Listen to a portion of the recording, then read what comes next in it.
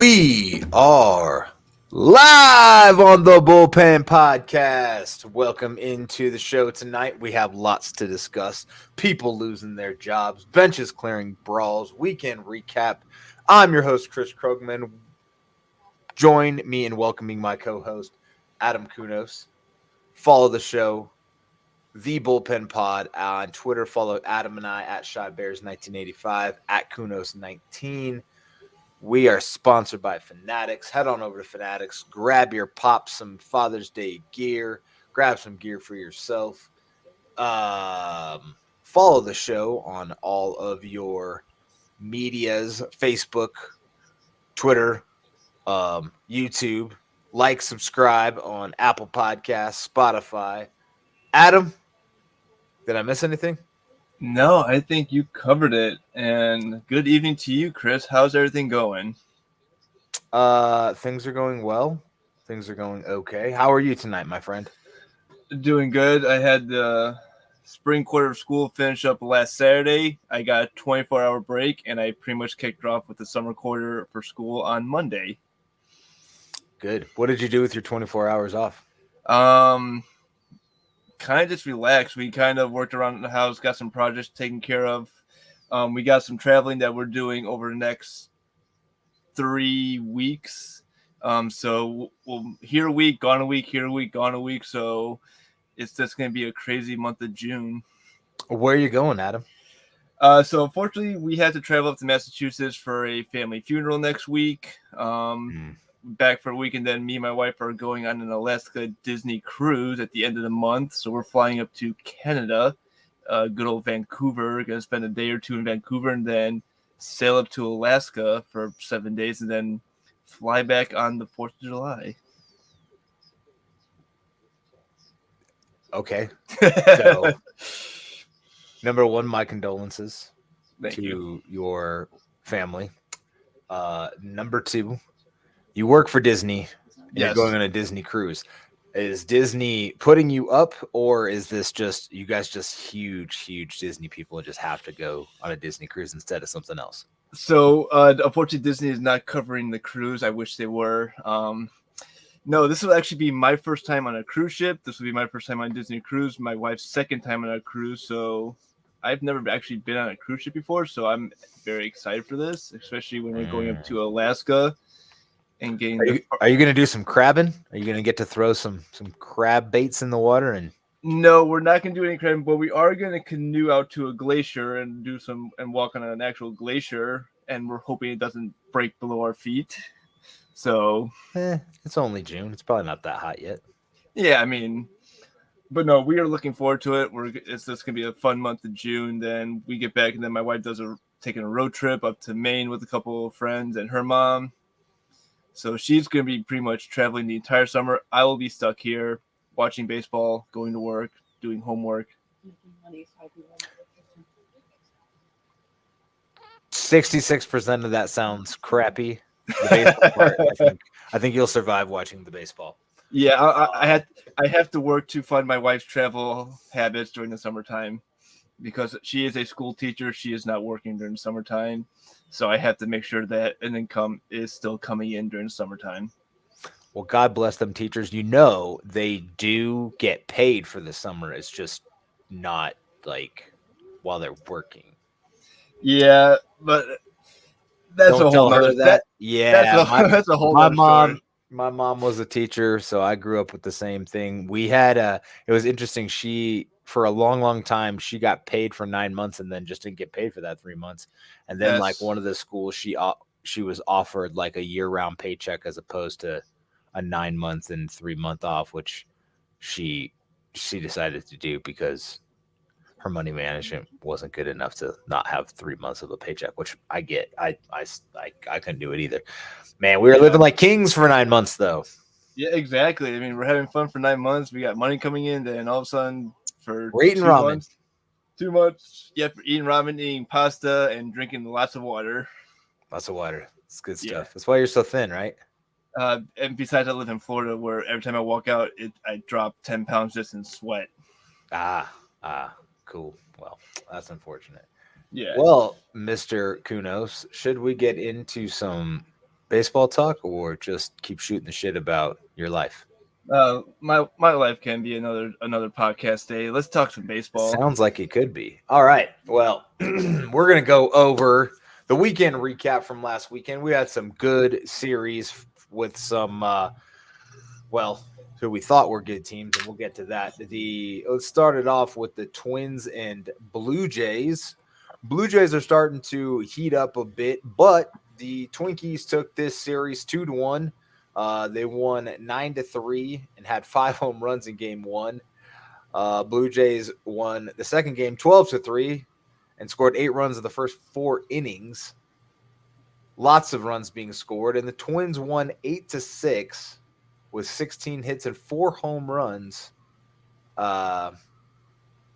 which led to a series win. That is a lot of runs for a 3-game set. What do we got? 6 and 15, 27 plus 14. That's what? 41 runs. That's a lot. That's a lot of runs. That's 12 plus per game. That's a lot of overs if you're a gambler. That's a lot of overs because I'm guessing the overs were somewhere around 8.5 or 9. I can't even remember who pitched those games, but what a shit show. What a shit show. I mean, for the pitching. Obviously the bats were hot and that's fun. Adam, what'd you make of this series? I think it just kind of proves how good the Twins are this year, how good that they are potentially going to be this year. We thought going in this year, the Twins were not going to be a great team. We thought they're going to be rebuilding. They're surprising everyone, and just the way they outslugged Toronto in these games. I mean, 5 home runs in the first game. They hit 4 home runs in the third game, 16 hits overall in the third game. Offense kind of sleeps in game 2, but Twins have a good offense. I mean, Correa going to Minnesota was still a little bit of a questionable move, in my opinion, but he's making it pay off with just the way he's supporting that team and the way he's kind of being a leader in that team. And, I mean, the Twins they're staying pretty in the AL Central right now. They're staying above the White Sox, the Guardians, who are kind of still barely staying over 500. Blue Jays are still a good team. They just ran into a better Twins team, I think, this past weekend. Yeah, like you mentioned, Minnesota is still above the Sox and the Guardians. Obviously over Detroit and Kansas City, who are dog water. But the Twins with that plus 21 run differential, interestingly enough, is not the most in the division. The Guardians hold that. But the Twins have a 32-25 record. 17-12 at home, 2 games above 500 on the road. They're only 6-10 against teams above 500, which is interesting. Shoot, I was trying to pull something else. They have a 571 winning percentage that against teams that have a winning percentage of about 460. So their relative power index score, according to ESPN, is about a 489. So they're supposed to be winning a little bit over 550% of their games. Yeah, that's a thing. That's not a thing. 56% of their games, but not quite doing that, which is very interesting to me. This relative power index on ESPN, and looking at strength of schedule and runs scored and run differential, these are all super interesting metrics to me, just because it tells more of the story. Toronto 33-23, second in that AL East behind the Yankees, but in all honesty, they're 7-3 in their last 10. But Minnesota's 4-6. But like you said, Adam, Minnesota is good enough to beat Toronto 2 out of 3 games. The American League's stacking up to be a better race than I kind of thought it would be. I thought it would be very top heavy, but Minnesota, the Angels for a while, we'll get into that. Cleveland, honestly, is not terrible, 25-26. So,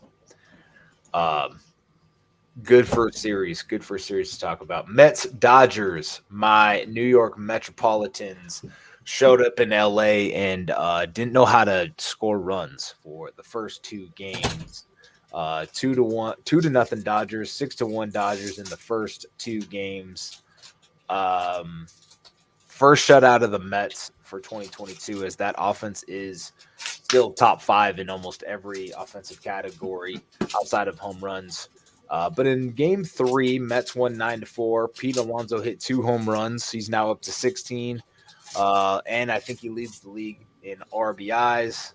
He's a MVP candidate, you know. I mean, he's up there, along with Francisco Lindor, along with Mookie Betts of the Dodgers, Yordan Alvarez of the Astros. I just totally went old school National League because I don't want to believe the Astros are in the American League, even though it's been probably 15 years.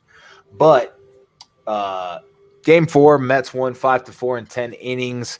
The interesting thing about that game is it was 4-2 Mets going into the 9th.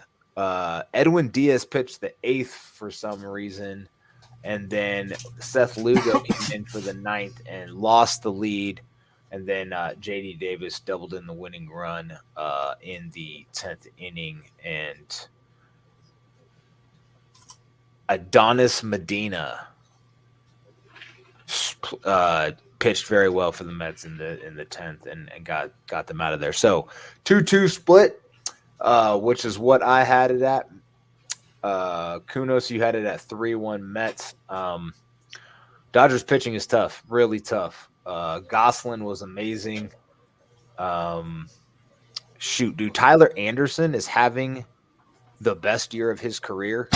Have you watched Tyler Anderson pitch much, Adam? I have not seen him pitch a lot. Why don't you give us a little recap into how the season's going? He's like 7-0 with like a sub-2 ERA and a 1.05 whip or something ridiculous. But the interesting thing about him is his delivery. He has a pause at the top of his delivery, then like flutters his foot and kicks his foot 2 or 3 times, and then he comes forward a little bit, and then he like does it again, and then he finishes delivery. It's the oddest like triple pause I've ever seen, and it's gotta just mess with hitters' timing. I can't believe it doesn't mess with his timing, but he was great. Great. He's been great for the Dodgers. I'll just say that, but. Yeah, I'm looking at stats right now. In 10 games, he's 7-0, 2.59 ERA, 52.2 innings pitched, 53 strikeouts. So that's pretty much a strikeout an inning if you average with his number of innings pitched. And like you said, his whip's at 0.95, which is just ridiculously good. So, I mean, he's striking out at least a batter per inning. And his ERA is a respectable 2.6 ERA if you want to just round it up to the highest number. It's a respectable ERA when you look at other ERAs around the league. 100%. As far as these two teams go, Dodgers are leading the NL West. They're 4-6 in their last 10. They have lost 3 in a row. They still lead the world in run differential at plus 109. Actually, the Yankees are catching them at plus 108. Mets are leading the East at 38-20. They're 7-3 in their last 10. They have lost 1 game in a row. They lost to the Pods yesterday, plus 75 run differential. Both teams play teams above 500 quite well, but the Dodgers are really good against good competition. They're 10-4 against teams over 500. Mets are 14-10. So these are two teams that we are going to see down the stretch, assuming health stays intact. The Mets had a couple of players get hurt in yesterday's game. They obviously still have Scherzer and DeGrom on the IL, so we'll see how that turns out. Any takeaways? Any other takeaways from this series, Adam? No, it's just after a series, Mets come out away with the best record in the NL, and they're just sitting pretty right now in the NL East. And I'm not going to say they're running away with that division right now because it's obviously still early, but the Braves are starting to catch fire in that division. The Braves are winners of their last 6, 7-3 in their last 10. They're 2 games above 500, so 8 back of the Mets still, but it's pretty much what we saw Atlanta do last year. They start off slow. They caught fire towards the middle of the season, but then kind of faded away and then just caught fire again at the end of the season. So we'll see if the Mets can hold off a Atlanta charge when and if it comes. The other interesting team in that division is the Phillies, who have won 5 in a row, and we'll talk about what's going on in Philadelphia, but that team is red hot lately. So good stuff. Next series was the Padres and the Brewers. I apologize. We didn't talk about what we predicted for the Blue Jays series because we were both way wrong. Oh, yeah, we were. A Blue Jays sweep. Both of us did, and the Twins won 2-1. So we don't know what we're talking about. Anything can happen in the Major League Baseball. It is crazy. In the Major League, every night, something weird's going to happen. Anyway, next series. Padres, Brewers. Adam, break it down for us. All right, so I'm going to first start with what we predicted. We both picked Milwaukee to win the series 3-1. Again, we were 100% wrong. It was actually the Padres who come away with the 3-1 series win. Brewers win the first game 5-4 on the McCutchen walk-off, capping off a 4-run ninth inning. But then the Padres just show up with pitching. Musgrove loses a no-hitter in Game 2 as the Padres shut out the Brewers 7-0. Padres shut out the Brewers again in Game 3. McKenzie goes 6 innings, shutout innings with 10 Ks. And then the Padres come back to win Game 4. Cronenworth hits a go-ahead 3-run homer in the top of the 10th, which gives the Padres the eventual 6-4 win. Padres kind of had a little bit of everything. They had good pitching in the middle of the series. They had timely hitting towards the end. And their offense seems to be clicking. Even without Tatis Jr. in this lineup, their offense still seems to be one of the best in the leagues. Let's see. In standings, they're sitting 34-22, a game and a half behind LA, 5-5 in their last 10. Dodgers are 35-20. They're 4-6 in their last 10, losers of 3 in a row. So the Padres are starting to make a little noise in the NL West.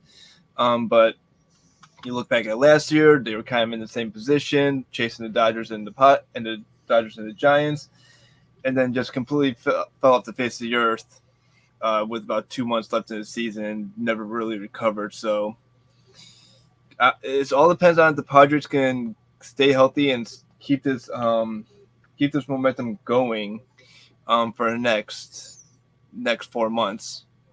Definitely. How about Joe Musgrove, though? Cy Young Award candidate?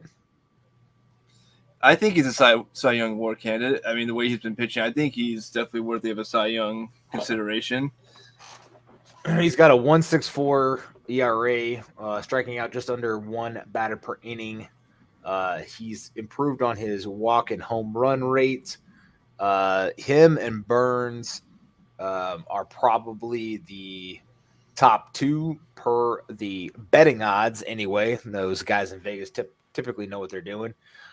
We've had some other pitchers start out pretty hot. Alcantara for the Marlins is on fire. Same with his teammate Pablo Lopez. And then, of course, Carlos Rodon in San Francisco started out really hot, but he's been kind of freaking trash lately. I have him on my fantasy team, so I know when he's bootsy. So we will see how that turns out. Regarding the final series of the weekend, the Los Angeles. This is an interesting series. This is an interesting series because after we talk this series and we talk the Angels with the jersey drop, both these teams had huge changes in the dugout and completely different results after they let go of their managers. But we'll get into that later. It ends up being a Philadelphia sweep in LA, and the Angels have dropped 13 in a row. 13 straight. So I had Angels 2-1. You had Philly 2-1. Phillies, yeah, they So they fired Girardi, like you said, you alluded to. They fired Girardi and then have won every game since, right? Yeah, they're. I'm gonna double check that. I believe they're at least 4-0 or 3-1. Give me a second to look that up. I think they're 5-0. I think they're on a 5-game win streak. Four game winning streak. They're playing the Brewers right now, and they currently lead Milwaukee 4-0 in the bottom of the fourth. So they are playing better baseball since that managerial change Very 5 days ago.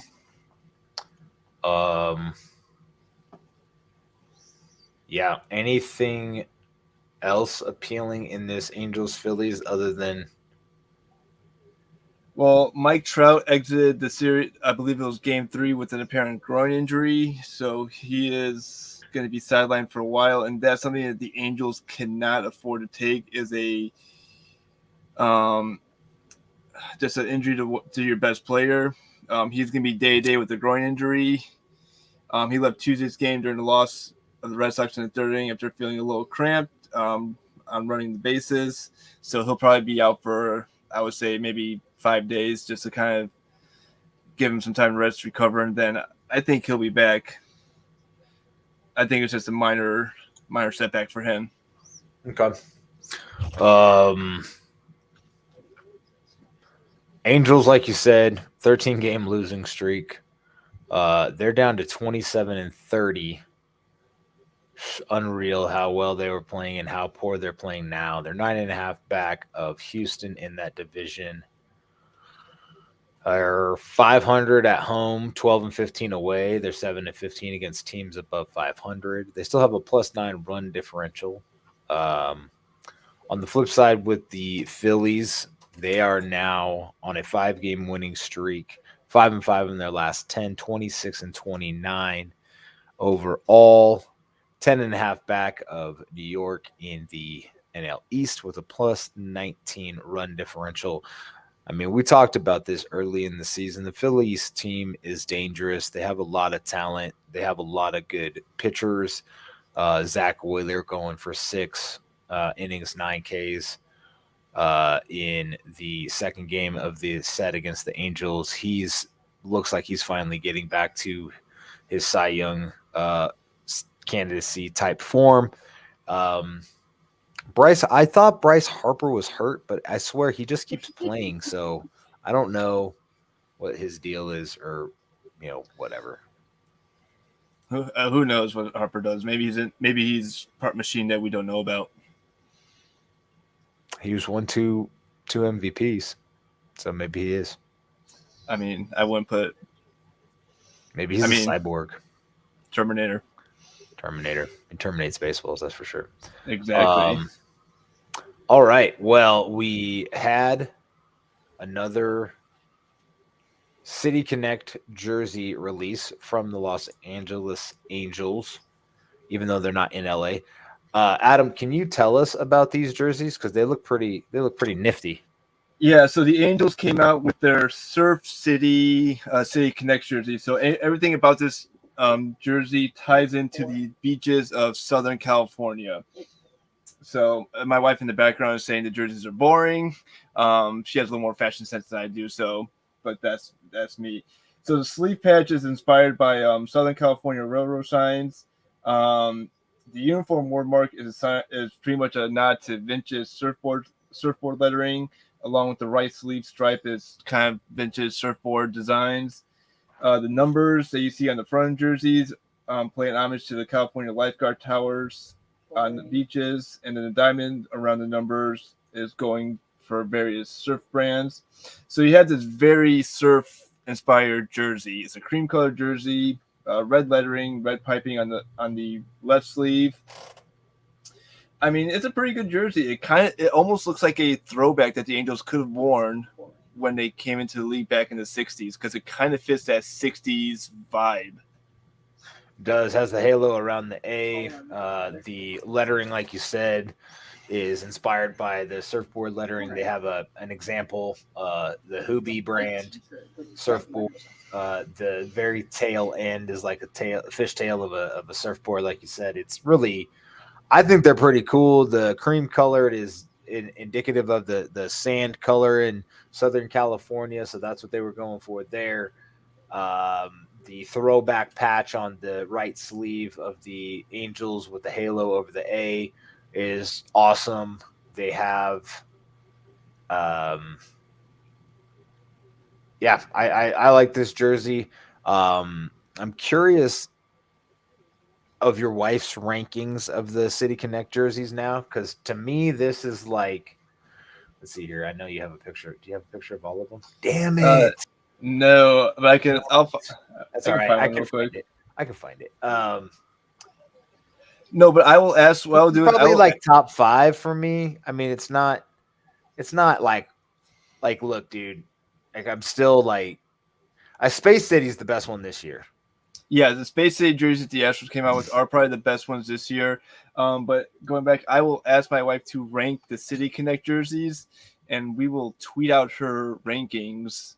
And she is not going to be shy. She's already giving me a dirty look. Like, I will give you my full, honest opinion. She's already yelling at the Angels are last in her opinion. So I will get her full ranking, her honest opinion, and we will see where she ranks all the City Connects. Not true. It's just not true. So was the Los Dodgers one? Was that a City Connect? That was a City Connect. That's from last year, right? Yeah, that was the last year's that came out last year. It was Boston, Miami, Chicago, Arizona, Chicago, and San Francisco and LA. They wore those against the Mets over the weekend. Let's see. Whoa. For me, I still think it's the Red Sox jerseys still don't. I know you like them, but they still just look like the the Bruins out in California. I mean, they're the whatchamacallits. They're the UCLA Bruins, pretty much. No, the the Boston Marathon jerseys. Yeah, I get the idea of the Boston, but it just looks like they went to the UCLA Bruins. How were like if your wife doesn't like the Angels ones, she can't like the Diamondbacks one because they're almost the same thing. Yeah, I don't know how she feels about the Diamondbacks Serpentinas. Hold on, she's gonna be looking at them right now. Miami White Sox from last year are probably the tops, just with the old school pinstripes, the white pinstripes on the colored jersey. What's your rankings? Well, she can put them together. We'll move on. Yeah, so we'll get that next week. Boston's, they're just not as bad as I thought they originally were. So let's talk about the Angels first, since we're on the Angels anyway. Angels fire Joe Maddon. Maddon was dismissed during the 12-game losing streak. The Angels were 24-13 on May 15th and have gone 3-16 since, and now sit at 27-29. Tell us a little bit more, Adam. Oh, all right. So Maddon came in. He came in after leaving the Chicago Cubs in 2019. And he was supposed to take the Angels over to the next step. He was supposed to get this Angels team over the hump, get them to the playoffs. That never happened. They never got close to the playoffs in Maddon's tenure, which is strange because Maddon took the Rays and the Cubs to the playoffs 4 times each. Both times he took a team to the World Series. He obviously won the whole thing with the Cubs in 2016. But for some reason, he could not get the Angels over this playoff hump, even with Pujols, with Trout, bringing in Ohtani, Carlos Rodon. They had Upton in LA for a while too. So they had a lot of good star power out in LA, but he could not just get that team over the hump. And we thought that the way they started off this year, the way they were just going on 24-13 on May 15th, fighting the Astros for first place in the AL West. We thought they were going to be a completely different team. I'll tell you what, man. I never saw it. I didn't understand how they were so good last year, or so good this year, and so shit last year. Other than Trout. But then you got Ohtani. Yeah, Ohtani's great, and he's an MVP and everything like that. But like, where's the rest of their pitching staff? I mean, they brought Syndergaard in this year, but like, I mean, they have I can't even think of his name right now. Sandoval, who's good, but I don't know. They're okay. I never saw it, but maybe Phil Nevin takes over. Adam and I grew up with this dude as a third baseman, right? Yeah, third baseman for Milwaukee and San Diego. Milwaukee, San Diego. He has a little history coaching with.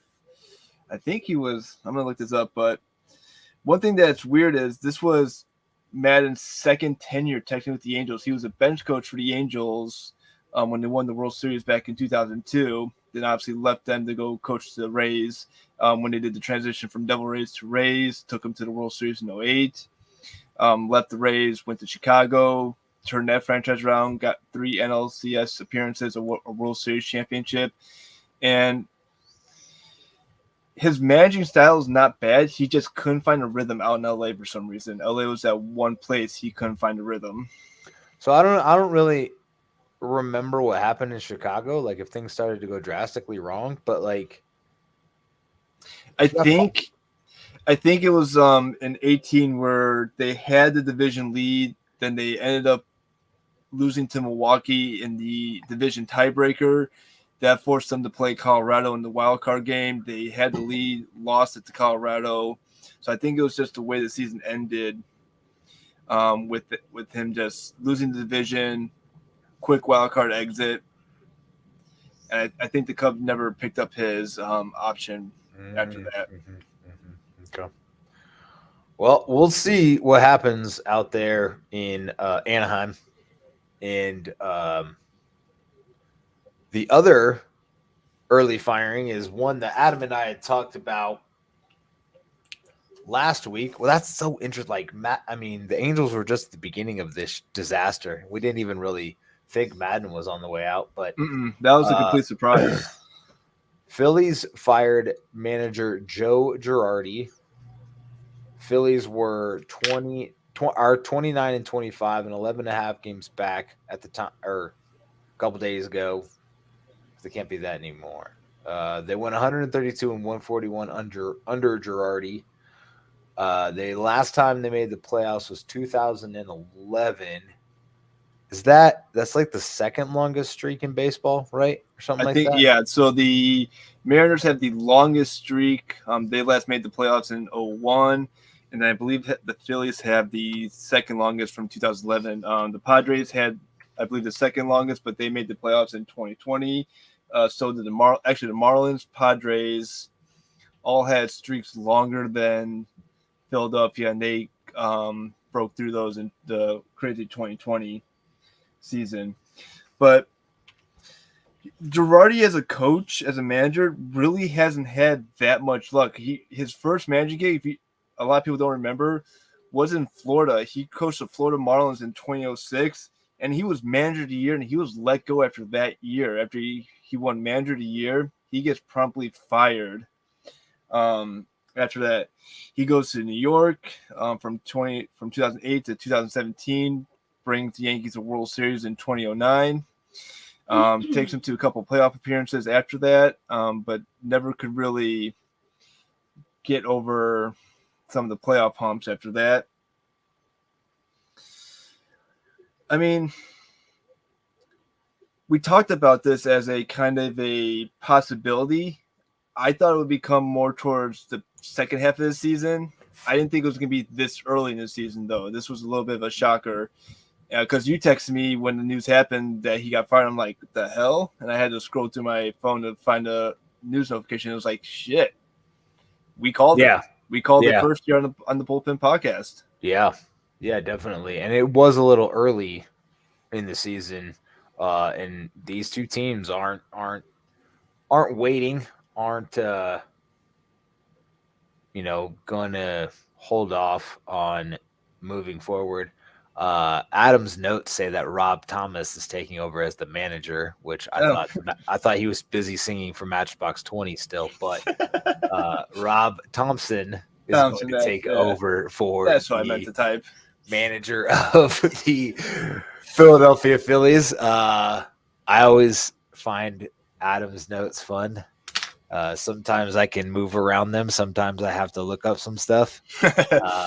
But I do the notes on my phone, on my laptop, on my home computer. So yeah, we run a Google Doc, so we have everything on. Both of us in there, shooting notes back and forth to each other. So it's a living document, and sometimes it gets a little messy. So life, it does podcasting, but it's fun.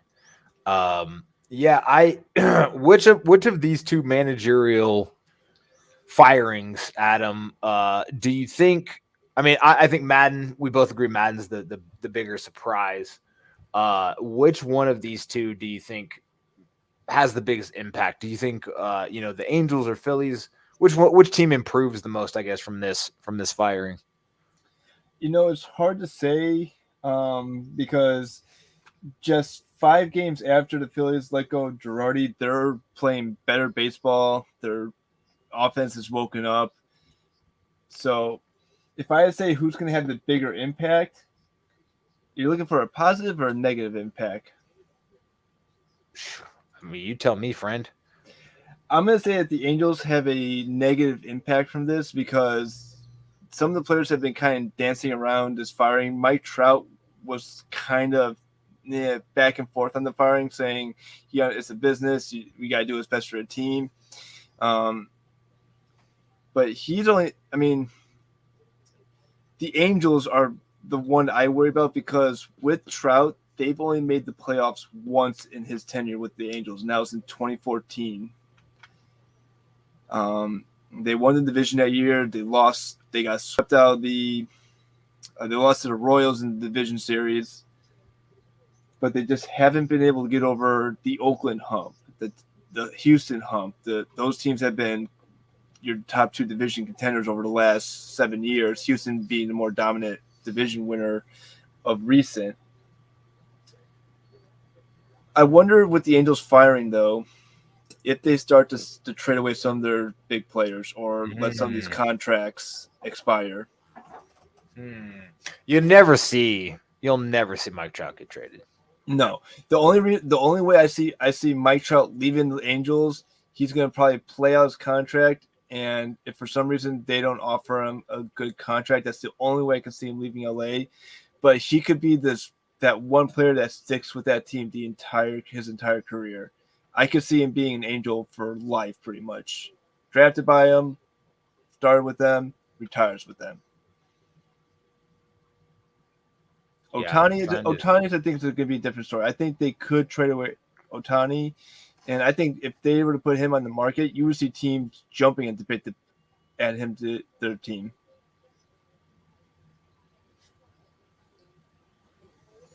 Yeah, I'm just looking at their salaries now and what their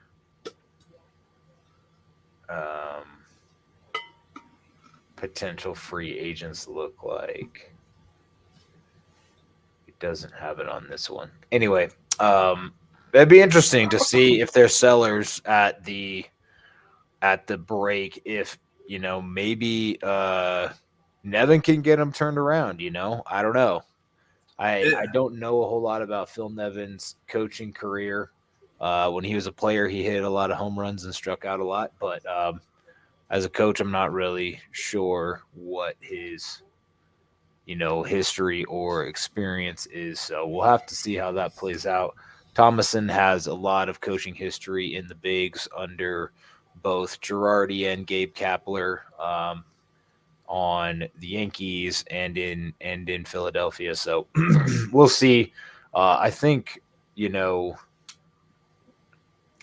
Thomason already has Phillies playing well, whether or not it's him or just, managerial changes bring on some different things. Sometimes teams just tank and it's not great. Sometimes things just automatically turn around and get better just because there's a lot of tension or pressure or whatever the case may be from the previous regime. So, yeah, we'll have to see how it works out.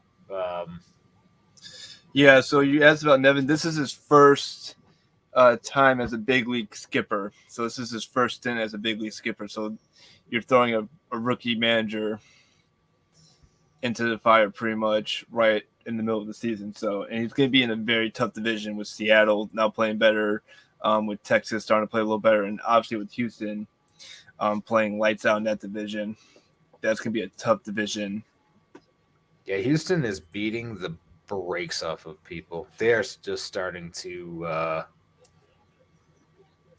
play very, very well. Jordan Alvarez is a monster. Bregman's really good. Their pitching's been awesome. Your Urquidy up until today was freaking phenomenal. Obviously, old man Verlander is still chucking. He's still pitching lights out. Yeah. Even 37, 38, 44, somewhere around Adam and I's age. He's somewhere between Adam and I. Adam's like 37, 42, I think. Yeah, I'm 37 this year, and he's about my age. And do you throw as hard as Justin Verlander, Adam? I can. Let me put it this way. If I were to put myself in MLB The Show and I crank up the ratings to 99, yeah, I can throw as hard as Verlander. Yeah, video game style. Got to do it. Exactly. Got to do it. Well, speaking of Houston, Adam, it seems there was an interesting event out there. Why don't you tell us about what happened between the Astros and the Mariners? Yeah, so we had a little bit of a bench clearing situation in Houston. Ty France was hit by a pitch. It was when you watch the initial video, it was a questionable hit by pitch, but when you slow it down the replay, he does get hit in the back. The ball does hit, like, graze his back and change direction. After he gets hit, he kind of turns towards his dugout, giving like the little yep that just happened. Both benches start barking at each other. Baker and Cervantes are yelling at each other. They come out. Bench is clear, no fights, just a lot of pushing and shoving, yelling. Hector Neris was ejected. He was ejected during Monday's game. He was kind of in the same place, wrong time with the hit pitch. There were suspensions handed out for this little brawl. Dusty Baker gets a 1-game suspension. Neris from Houston gets a 4-game, but he is appealing the suspension. Cervantes, Espada, Lopez, Stinker, coaches for both Seattle and Houston all get undisclosed fines. So, I mean, you watch the video. Anytime you throw behind a batter, you're going to get retaliation from the opposite bench, because whether it's intentional or not, you just never throw behind unless you're ready to face the consequences. It's like when you throw up and in. You never want to aim towards the head. You just want to kind of scare the batter. But, I mean... Okay, so a couple things on... It made me think of something. Like, batters are ducking out of balls now that are, like, not even close. Like, I saw it in... I think a Padre player did it yesterday. And the whole crowd was like, "Brrr!" And I was like, what are you idiots talking about? It was a strike. Like, it was, the umpire called it a strike. It was a high pitch. It was a high strike, but it was right over the middle of the plate. The other thing that happened in San Diego and in LA is whenever, like every single time the pitcher threw over to first base, the crowd booed every single time. And this is like not after, multiple throwovers and kind of where it's getting annoying. And even at home, you're like shifting in your seat like, okay, bro, like enough is enough. Like they even booed their own dude for throwing over to first base. So West Coast baseball fans, get it together. Like don't boo at the ballpark. Also, my father-in-law pointed something out. If you're sitting behind first base, or sitting behind the plate, that is an absolutely privileged spot where you get to see like firsthand like this amazing, awesome sport. Pay attention to the game. Don't be on your phone. Don't be talking to the person next to you. Like, we can see you on camera. You're not hiding from anybody. It's freaking annoying to be at home, not in $1,000 seat, and watch people just like play on their phones and eat hot dogs and not pay attention to the freaking baseball game. So rant over, but stop booing pitchers for throwing over. Stop booing for pitches that are not thrown at people's heads, and pay attention to the football or the baseball game. Football, Jesus. Anyway, Adam, you're right. Anytime you throw behind a player or up and in at their head, you're going to face the consequences. We talked about this with the Mets and Cardinals earlier this year. Spent a few other dust ups. I mean, what's your favorite baseball fight that you've ever seen, Adam? So this actually was back in 2000. I actually had a chance to see this game live. It was the White Sox Tigers infamous brawl in 2000, where we had 3 bench clearings during that game. And all I remember from that game is we're sitting in the outfield, and the first fight happens, and we start and. Okay, I'm in middle school during this game, so my dad takes myself, my sister, one of her friends to a Sox Tigers game, and we end up seeing the Red Wings and Blackhawks play a baseball game. So the first fight happens, it clears, and then we're up getting some food at one of the concessions. All of a sudden, we hear another fight's fucking breaking out on the field, and we look back, and again, benches are clearing out. By the third time the fight happens, you hear Detroit Sucks echoing through the entire stadium.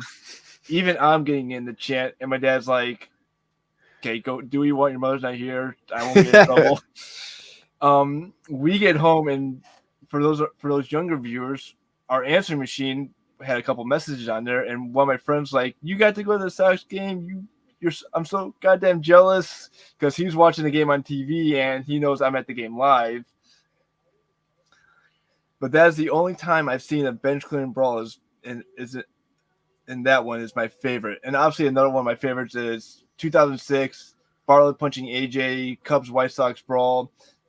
Right after the Sox win the World Series, Cubs are still kind of struggling, and bench is clear, and you just see both Chicago teams fight on the field and in the stands too. I mean, you get fights in the stand during these games, no matter how bad both teams are. Yeah. So I'm sure it's like that with New York. Yeah.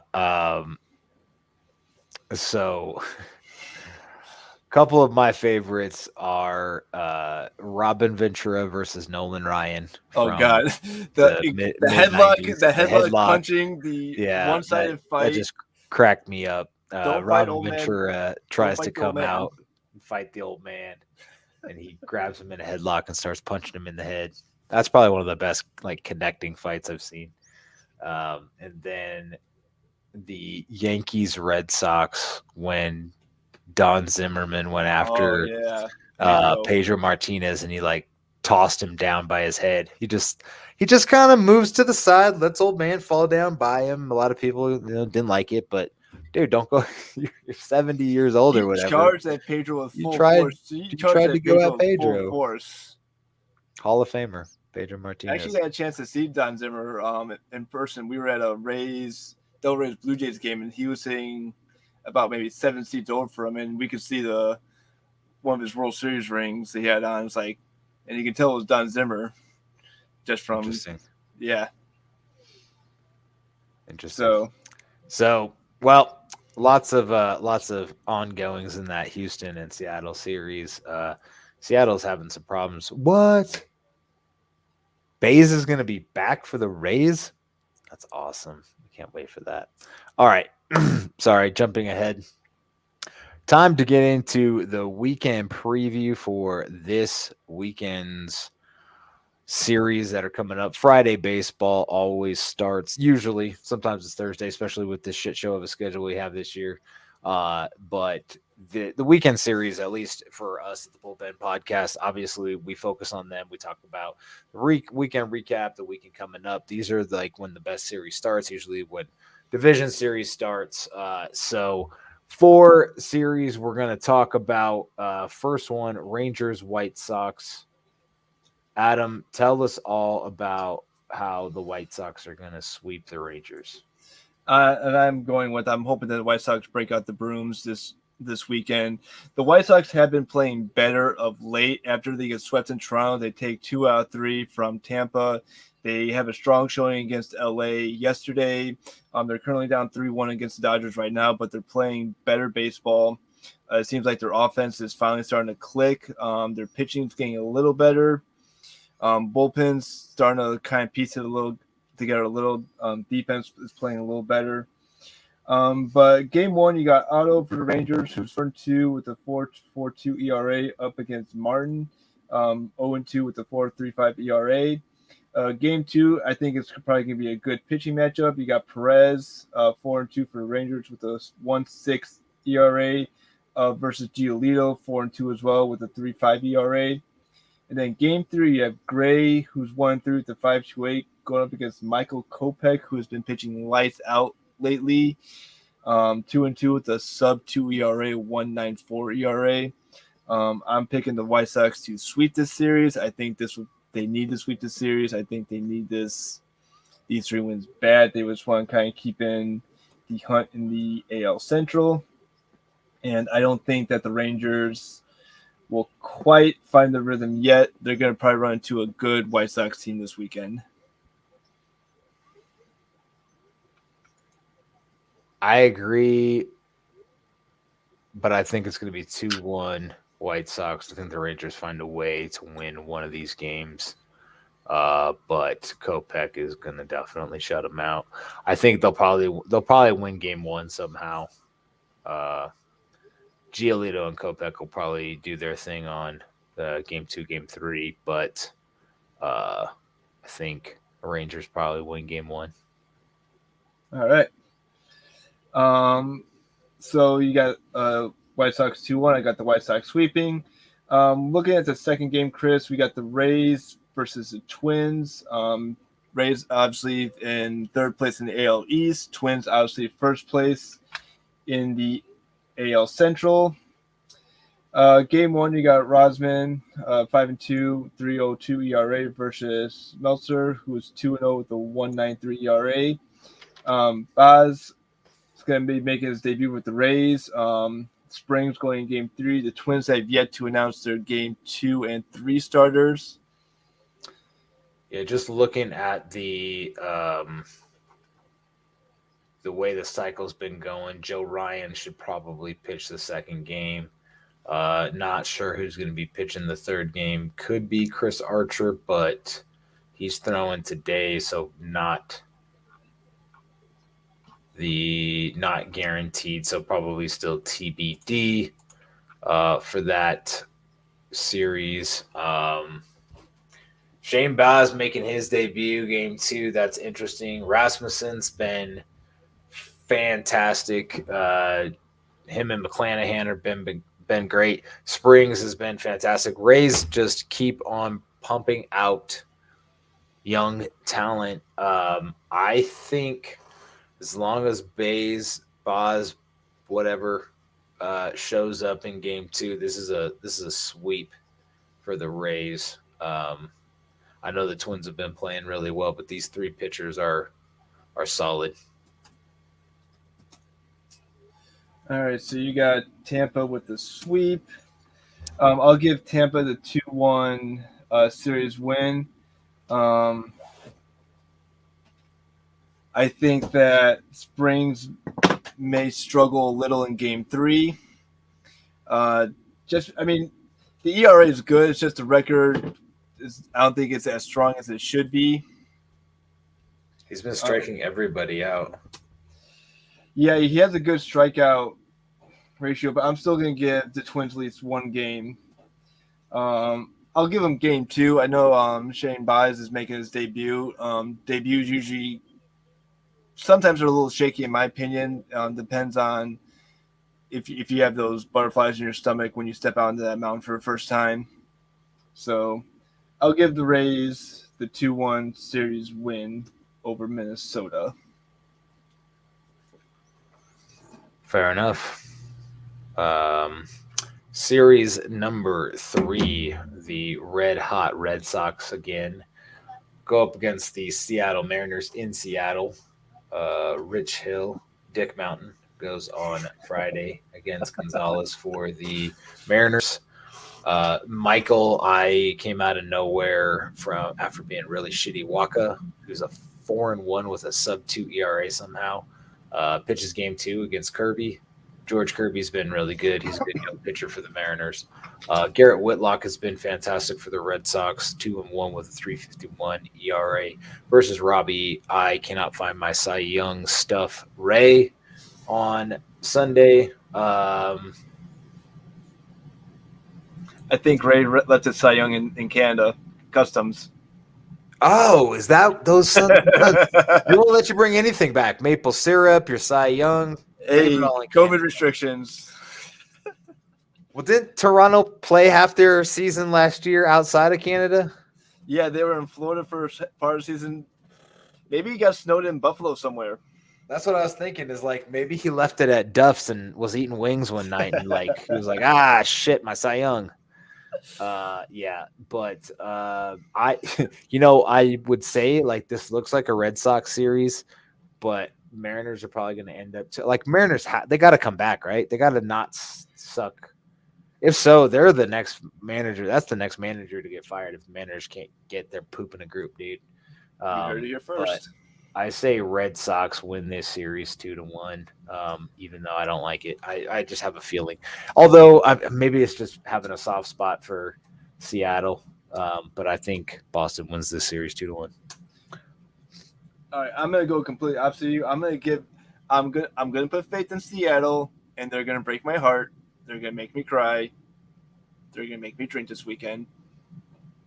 I'm giving Seattle the 2-1 series win. Okay, Ray is still the biggest question mark of that rotation for Seattle. How are you so good last year with the Blue Jays? Cy Young winner, but you just can't find that same stuff in Seattle. I mean, it's. I've seen Ray pitch in Arizona. He's a quality. He's a good top of the rotation pitcher. He had a fantastic breakout season last year. It's just I don't know. Maybe it's an injury that we don't know. Maybe he has this injury that he's not disclosing. Maybe he's feeling a discomfort in his throwing elbow. Something has to be off with Robbie Ray right now. He's not pitching what we thought he was going to be pitching. I thought he would have at least maybe 8 wins by now. I thought his ERA would be maybe a low 3, sub 3 ERA, not hanging over about 5 right now or close to 5. No, not at all. I mean, coming off a Cy Young year,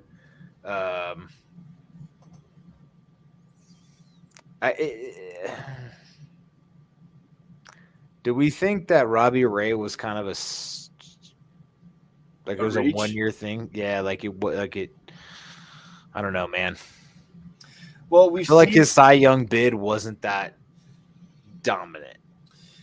It was good for him. Yeah, we've seen pitchers before have these incredible Cy Young years and then completely fall off. Dallas Keuchel had a Cy Young Canada year in 2019.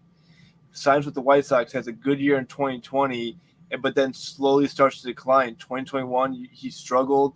2022, he continues to struggle. He gets released. He signs a minor league deal with the Diamondbacks. He's in Reno, Las Vegas, and with their AAA team right now. So he could probably be called up with Arizona probably before the All-Star break, depending on how that team's doing. Carlos Rodon last year had a fantastic season with the White Sox. The White Sox, I think, made the smart move not to sign him. He goes out to San Francisco, starts off strong, but now starting to struggle. Maybe those elbow issues that he's had in the past is just coming. David Price is a good example. He was a good starting pitcher for Tampa, goes out to LA, has some good success with the Dodgers. Now he's coming out of the bullpen. He came out of the bullpen yesterday and surrendered 4 runs to the White Sox. So, I mean, being a quality pitcher for me in Major League Baseball, you have to I'm trying to think of the word. Longevity. Yes, exactly. You have to maintain that longevity in the game. You just can't go out throwing gas after gas after gas, throwing 100 plus pitches every game. You have to pace yourself, especially when you're going to try and make 20 to 25 quality starts the entire year. Mm-hmm. You're going to start feeling some fatigue, and if you have that one good dominant year, you have to figure out what made you dominant and how to stay healthy, how to stay productive and not just completely fall off the wagon. Well, at least Robbie Ray has that one. Yeah. All right. Speaking of another good young pitcher who's come out of the gates, or not come out of the gates well, but has a great start to his career, Walker Buehler has one of the best winning records in his first 100 starts of any pitcher in history. But he hasn't been great this year. His numbers aren't terrible, but he's gotten rocked lately. He's 6-2 with a 3.84 ERA. He is the first pitcher in our next series, Dodgers at Giants. He faces Logan Webb, who's 5-1 with a 3.82 ERA.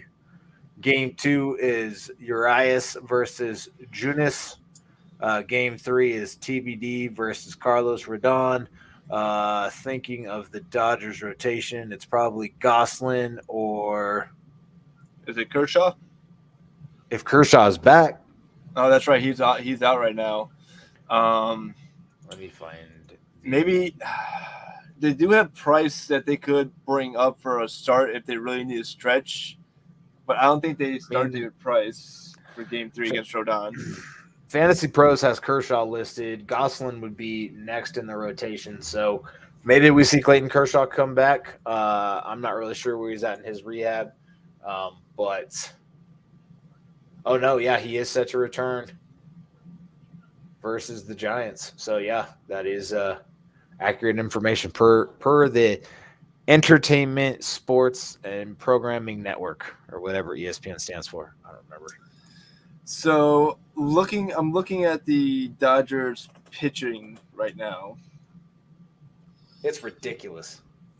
I mean,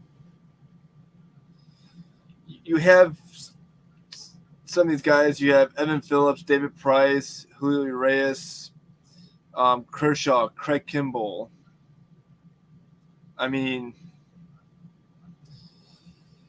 Danny Duffy, Garrett Clevenger, Walker Buehler, Justin Burrell. I mean, is it wrong to say that the Dodgers pitching kind of worries me without Kershaw kind of leading that charge at the top of the rotation? I think without Kershaw, I think that rotation feels a little lost in my opinion. Is that wrong to say? Yeah. Because Goslin's been amazing. And Anderson's been fantastic. I don't know. Goslin's in his first year of being a full-time starter, so they're easing him into it. They don't give him full games, but I think they're starting to stretch him out more and more. Anderson seems to have found something that's working. Urias is very talented. Walker Buehler is one of the best young pitchers in baseball. That's 4 good starters. Plus you have Kershaw, and I feel like I'm missing somebody. But anyway, their bullpen is also top ERA in the National League, the top National League ERA bullpen wise. So Dodgers pitching has been elite. One of those guys, now if they start to get injured and things like that start to happen, then you're going to start to see some problems. The guy they threw out there, they didn't throw. Price didn't start, right? It was Mitch something else. Mitch something. Yeah, let me look at that real quick. They had a spot starter for whatever reason. Bickford. Who is it? I think it was let's say Mike Yeah, Mitch White took the mound yesterday Yeah. because Mitch White took the mound against yesterday, and he actually fared pretty good. He 5 innings pitched, 2 hits, 5 strikeouts, so he had a really good outing. If you want this quality start, he had 5 shutout innings, but then Bickford and Price both struggled. Bickford gave up 2 runs, Price gave up 2 runs, and that's pretty much the damage was done after that. To get the White Sox to 4-0 win yesterday. So I agree. The starting rotation is good. Maybe it's that middle part of the bullpen, those long relievers that kind of worries me a little. The back end of the bullpen with Craig Kimball, obviously you bring in an all-star closer like him. Didn't work out with the White Sox last year. He's more of a National League pitcher, in my opinion. I don't think he's an American League style pitcher. He's more of a National League pitcher. I think closing is more of his style. He finds his rhythm easily. Yeah, maybe it's that middle part of the bullpen that kind of worries me for LA. Those long relievers coming in the 5th, 6th, and 7th inning before you get the Krimble. Yeah, I mean, they definitely have some odd. They have some odd losses. They had that series against the Pirates where they got swept. They have. Let's see here. I was just looking at this. Looking at their grid. They let's see here, 1-2 against Colorado. That team's not great. 3-4 against Philadelphia. 1-5, 1-5 against the Pirates. Ooh, good lord! So they just have some weird. They have some weird series. Obviously, they've been dominant in a lot of series. 9-2 against Arizona. 2-1 against Atlanta. I was going to bring up Cincinnati, but never mind. They're 2-2 against the Mets, 2-1 against the Pods, 2-0 against the Giants, 4-1 against the American League. So they're still very, very good. Nothing to really poke a hole in other than what else are we going to do? I mean, we're just looking at all angles here on the Bullpen Podcast. So, yeah, I still think the Dodgers are the team to beat in the West. So give me your prediction for the series. For this series, for the Dodgers and Giants series, yeah, for this 3-game. This is the Dodgers. This is the Dodgers sweep. The Giants are starting to fall apart. I don't know what the hell's going on up there. Gabe Kapler needs to get another tattoo and tell people to get to work. I'll be with you on a Dodgers sweep, so I will follow your lead and say the Dodgers sweep this one. Obviously, you got Webb starting off for the Giants. Junis going good. Carlos Rodon, though, is my big question mark with that. Third game start, he's been a little shaky over his last couple outings. He's not as dominant as he was at the start of the season. So I'll go with you. I'll give you a Dodgers sweep. Dodgers sweep. Well, Mr. Kunos, we are in June. We have about 7 weeks until the trade deadline at the beginning of August. We have about a month before the All-Star break. We're going to start looking at Cy Young candidates. Touched on that a little bit tonight. MVP candidates, mentioned one from the Mets and one from the Dodgers tonight. Mentioned one from the Astros from the American League. So awards will start being topics of conversation. Obviously, pennant races are always a topic of conversation here at the Bullpen Podcast. Anything else for the fine listeners at home tonight? No. We will tweet out our schedule for next week. I know I'll be kind of on the road next week with family, so we may have an episode, we may not, but we will let you know exactly what's going on. I know there will. It's just gonna be weird. June's gonna be a kind of do or die month for some of these teams who are kind of on the bubble. Mm-hmm. So I think June's gonna kind of tell where some teams are buying, where some teams are going to be selling. So June will kind of tell. So if you're a fan of a team who is at 500 at the bubble or kind of still trying to find what their season's going to be. June will kind of give you that idea of what's going to happen. Well, and last year we saw a trade by every single team in baseball, which was super fascinating. We saw teams that were under 500 that we didn't think were going to make moves, make a ton of moves, and end up being the World Series winner. So we'll see what June brings. June swoon, or June boom. Let's find out. Looking forward to it. Until next week or the next time we talk to you, everybody, you have a wonderful evening and enjoy baseball. Have a good night, everyone, and enjoy the game.